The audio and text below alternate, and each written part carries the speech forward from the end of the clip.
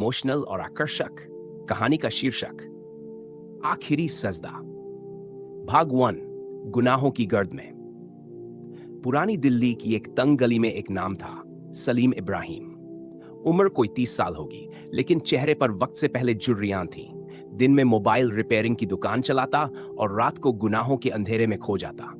शराब, जुआ, गलत दोस्त और हराम कमाई उसका रोज का सिलसिला बन चुका था। भाई, तौबा वौबा इन गरीबों के लिए होती है, अमीर तो अपना जन्नत ही बना लेते हैं, सलीम अक्सर यही कहा करता। उसकी माँ अम्मी जान एक परहेजगार औरत थी, 5 वक्त की नमाज कभी न छोड़ती, मगर बेटे को देखकर उनकी आंखों में हमेशा आंसू रहते। सलीम, अल्लाह से डर, ये दुनिया धोखा है, आखिरत के लिए कुछ कर। सलीम हमेशा टाल देता। एक दिन अम्मी ने रोते हुए कुरान शरीफ उसके हाथ में थमाया। तू इसे सिर्फ एक बार खोलकर पढ़ ले, एक बार बस। सलीम ने मुस्कुराकर कहा, अम्मी जान, जब मरने लगेगा ना तब पढ़ लूंगा, अभी वक्त है मेरे पास। उसी रात उसने अपना पहला बहुत बड़ा गुनाह किया। एक मोबाइल डील में उसने लाखों रुपए की चोरी की और गुनाह की दुनिया में एक और कदम आगे बढ़ा। अल्लाह का इशारा। एक दिन तेज बारिश में वह बाइक चला रहा था कि अचानक उसकी बाइक स्लिप हो गई। सिर पर जोर की चोट लगी। जब होश आया तो हॉस्पिटल में था। डॉक्टर ने बताया, आपके सिर में खून का थक्का बन चुका है। अगर जल्द ऑपरेशन नहीं हुआ तो लकवा हो सकता है या मौत भी। सलीम के सारे दोस्त गायब हो गए। जिनके साथ वह शराब की महफिल सजाया करता था, किसी ने हॉस्पिटल तक आना भी जरूरी नहीं समझा। अम्मी जान ने अपने गहने बेचकर ऑपरेशन करवाया।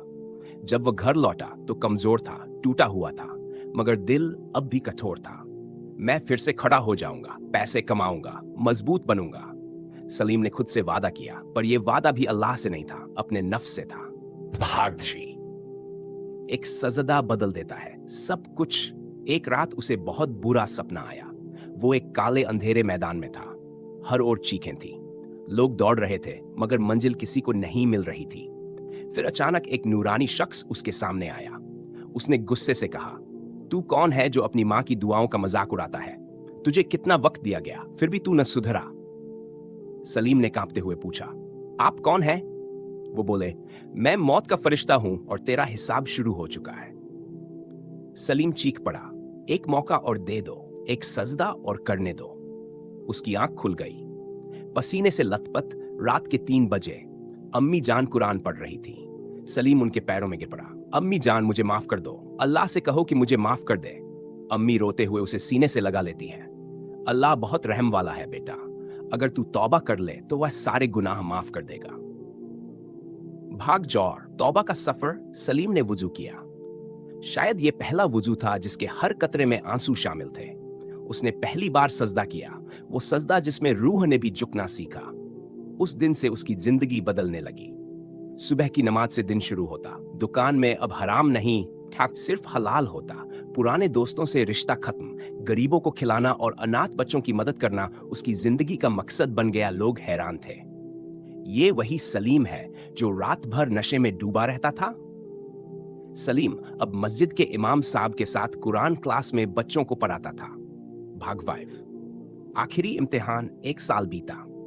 एक दिन मस्जिद से लौटते हुए सलीम की तबीयत बिगड़ गई। अस्पताल में पता चला कि दिमाग की पुरानी चोट फिर से उभर आई है। डॉक्टर ने कहा, अब कुछ नहीं किया जा सकता, बस दुआ कीजिए। अम्मी जान का चेहरा फिर से आंसुओं से भीग गया, मगर इस बार सलीम मुस्कुरा रहा था। अम्मी जान, अब डर नहीं लगता, अल्लाह से मिलने का वक्त आ गया है। अब वहां जवाब देने को कुछ अच्छा है मेरे पास।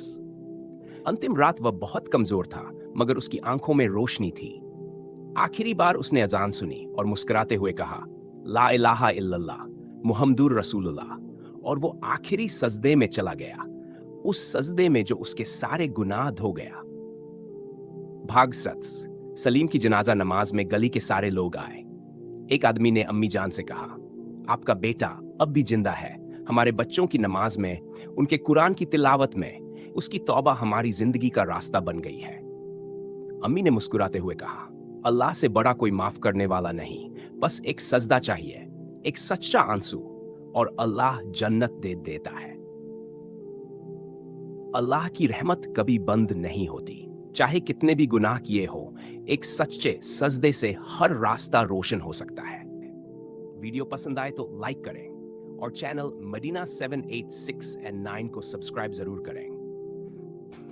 बेल आइकन दबाएं ताकि नई इस्लामी वीडियो सबसे पहले आप तक पहुंचे। हो सकता है आपकी एक शेयर किसी की जिंदगी बदल दे। बेल आइकन दबाना ना भूलें ताकि अगली इस्लामी और प्रेरणादायक कहानियां आप तक सबसे पहले पहुंचे। अगर चाहें तो मैं